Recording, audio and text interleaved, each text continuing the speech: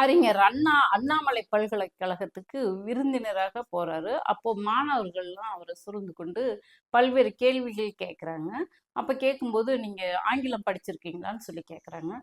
படிச்சிருக்கேன்னு அண்ணா சொல்றாரு. எது வரைக்கும் படிச்சிருக்கீங்கன்னு கேட்குறாங்க. எம்ஏ பொருளாதாரம் படிச்சிருக்கேன்னு சொல்றாங்க. அப்படியா? அப்படின்னா காரல் மார்க்ஸை படிச்சிருப்பீங்களே அப்படின்னு சொல்லி கேட்குறாங்க. படிச்சிருக்கேன் அப்படின்னு சொல்றாங்க.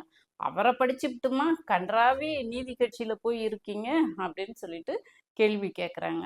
உடனே அண்ணா சொல்றாரு, நீதி கட்சியில இருக்கிற அந்த செல்வ சீமான்கள்லாம் வெளியே துரத்திட்டு உங்களை உள்ள கூட்டிட்டு வரதுக்காக தான் நான் அந்த கட்சியில போயிருக்கேன் அப்படின்னு சொல்லிட்டு அண்ணா சொல்றாரு. அவர் சொன்ன மாதிரியே பிற்காலத்துல பாட்டாளிகள் கூடிய கட்சிகளாக நீதி கட்சியை மாற்றிட்டாரு.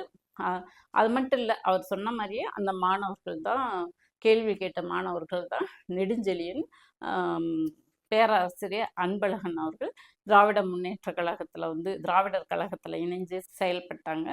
பால தண்டாயுதபாணி இந்திய கம்யூனிஸ்ட் கட்சியில் இணைந்து செயல்பட்டார்.